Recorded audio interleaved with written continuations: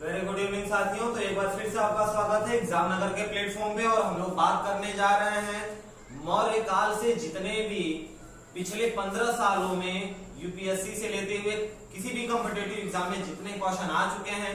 और पहला क्वेश्चन आपके समक्ष यूपीपीएससीएस 2012 के लिए आया हुआ, प्रथम भारतीय साम्राज्य स्थापित किया गया था। तो चंद्रगुप्त मौर्य के द्वारा सबसे पहले भारतीय साम्राज्य स्थापित किया गया था, आपको पता है, मगध की गद्दी पर आचार्य चाणक्य की मदद से। और इसी क्रम में 2008 में आया हुआ क्वेश्चन है, निम्न में से किसने चंद्रगुप्त मौर्य एवं सिकंदर महान की भेंट का उल्लेख किया है? तो जस्टिन बिल्कुल सही आंसर होगा।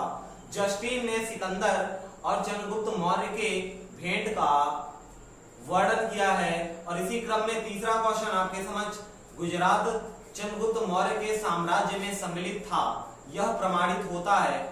तो रुद्रदामन ने जूनागढ़ शिला से, रुद्रदामन के जूनागढ़ शिला से के अभिलेख से यह बात प्रमाणित होता है कि गुजरात पर यानी सौराष्ट्र पर भी सिकंदर का अधिकार था।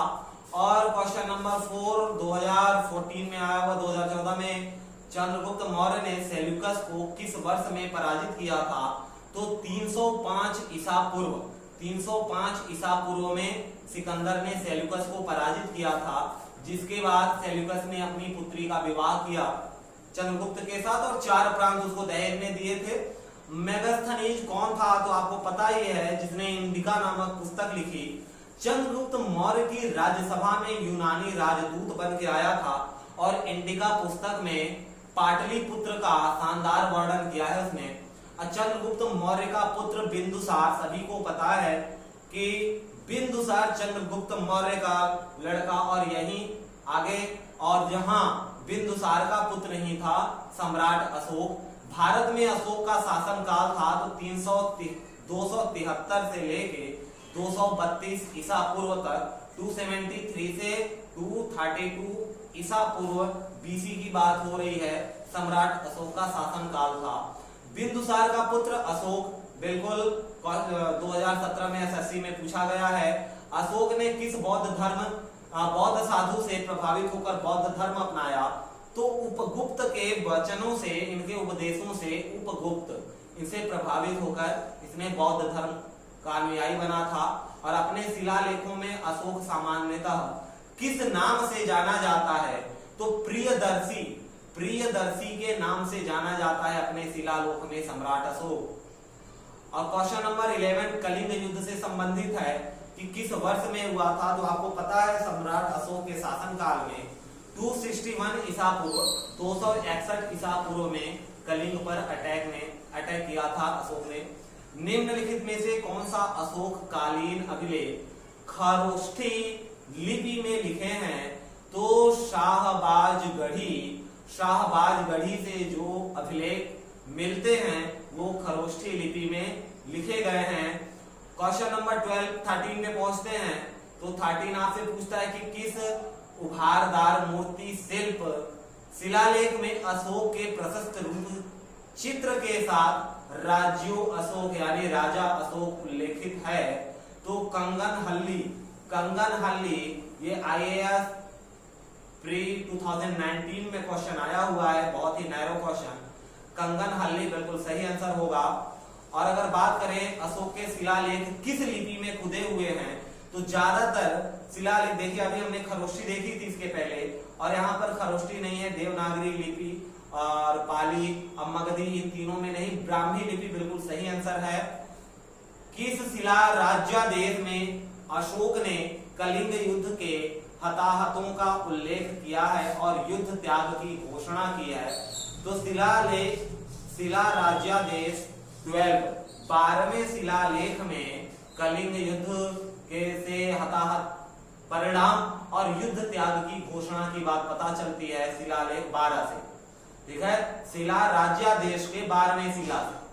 और मौर्य वंश के शासन के दौरान स्थानिक कौन था? तो जिला प्रशासक को स्थानिक बोला जाता था, यानी स्थानिक की जो पदवी थी वो जिला प्रशासक की थी। ऑप्शन नंबर ए बिल्कुल करेक्ट। निम्न में से मौर्य युगीन अधिकारी तौल माप का प्रभारी था, यानी माप तौल का प्रभारी कौन था? तो पौधवाध्यक्ष को माप तौल अधिकारी बोला जाता था। और आगे बढ़ते हैं अगले क्वेश्चन की तरफ। भाग एवं बलि थे यूपीपीसीएस 1996 के लिए। तो राजस्व के स्रोत भाग एवं बलि राजस्व के स्रोत थे। और सांची स्तूप का निर्माण किसने करवाया? तो अशोक ने। एमपीपीसीएस के लिए क्वेश्चन है, क्योंकि सांची स्तूप आपका एमपी में है तो वहां के लिए क्वेश्चन बना हुआ है। अशोक ने इनका निर्माण करवाया था।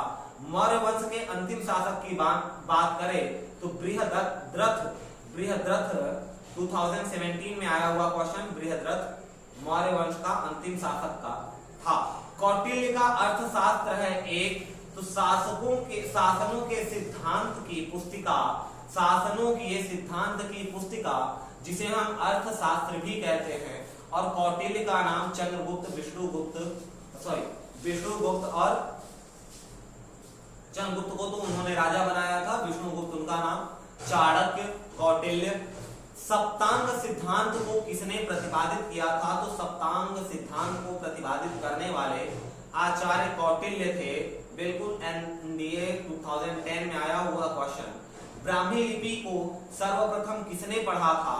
तो जेम्स प्रिंसेप ने ब्राह्मी लिपि को सबसे पहले पढ़ा था। प्राचीन भारत में निम्न में से कौन सी एक लिपि दाएं से बाएं की तरफ लिखी जाती है? दाएं से बाएं की तरफ लिखी जाती है। तो ध्यान दें, हम लोग जो देवनागरी लिपि यूज करते हैं वो बाएं से दाएं की तरफ, लेकिन दाएं से बाएं यानी जो उर्दू लिखा जाता है उस तरीके से। तो खरोष्ठी लिपि को दाएं से बाएं की तरफ लिखते हैं। भारत में सर्वप्रथम स्वर्ण मुद्रा किसने चलवाई? तो इंडो वैक्ट्रियन शासकों ने भारत में सर्वप्रथम स्वर्ण मुद्राएं चलवाई थी। क्वेश्चन नंबर 26, विक्रम संवत कब से प्रारंभ हुआ?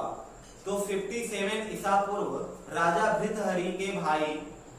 भृतहरि ने जब अपने शासन का त्याग करके अपने भाई को देके वानप्रस्थ ग्रहण कर लिया, संन्यास ग्रहण कर लिया।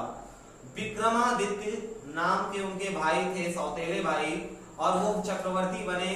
और उसी समय से विक्रम संवत का प्रारंभ हुआ 57 ईसा पूर्व। बिल्कुल सही आंसर है। बिना बेगार के किस शासक ने सुदर्शन झील का जीर्णोद्धार करवाया था? तो रुद्रदामन प्रथम।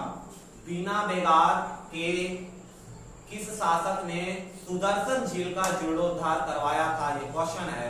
तो सुदर्शन झील का जीर्णोद्धार करवाने वाला रुद्रदामन प्रथम।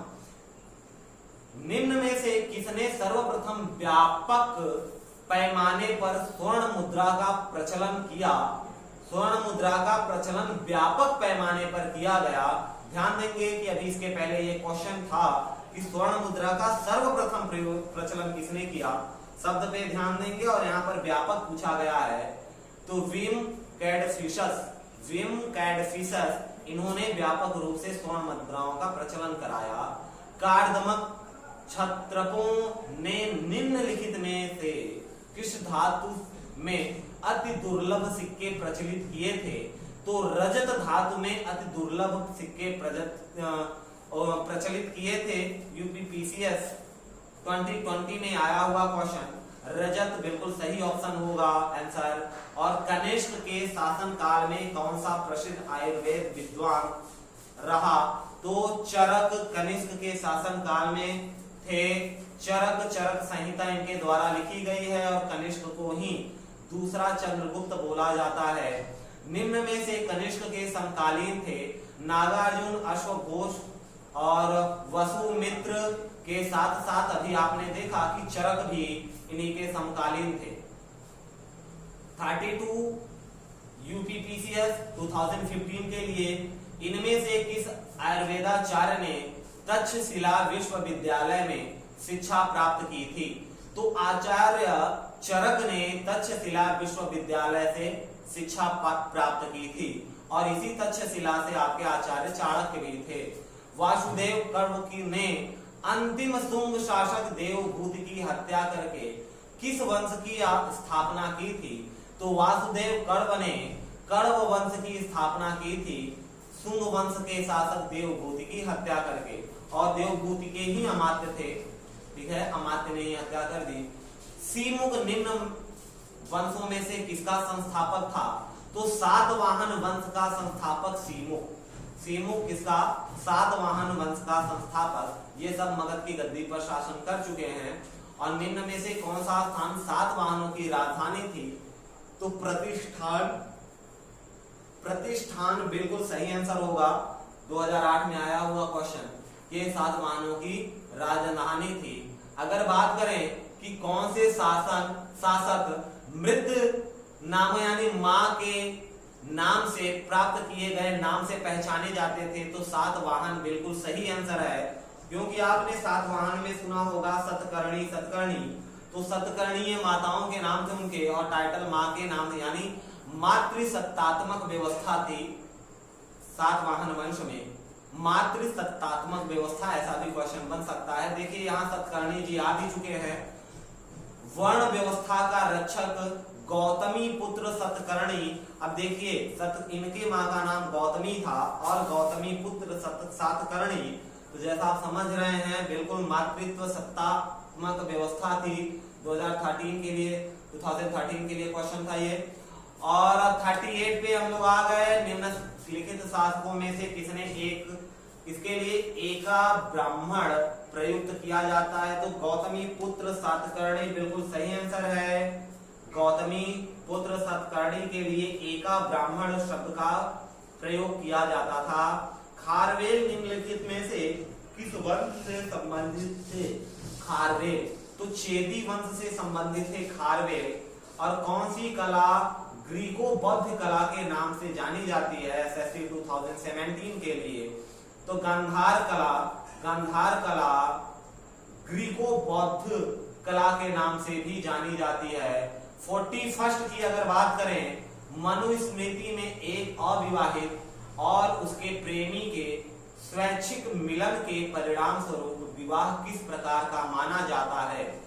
तो छठा प्रकार का यह विवाह माना जाता है।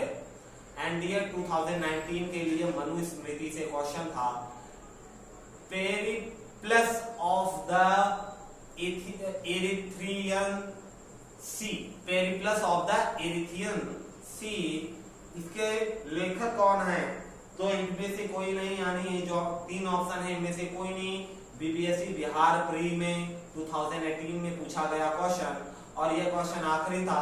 उम्मीद करते हैं कि आपको एक टॉपिक पे 42 क्वेश्चन का संग्रह अच्छा लगा होगा और काफी कुछ रिपीट हो गया होगा, रिवाइज हो गया होगा मौर्य काल से। तो यहाँ तक बने हैं तो एक लाइक बनता है। मिलते हैं नेक्स्ट वीडियो में। जय हिंद।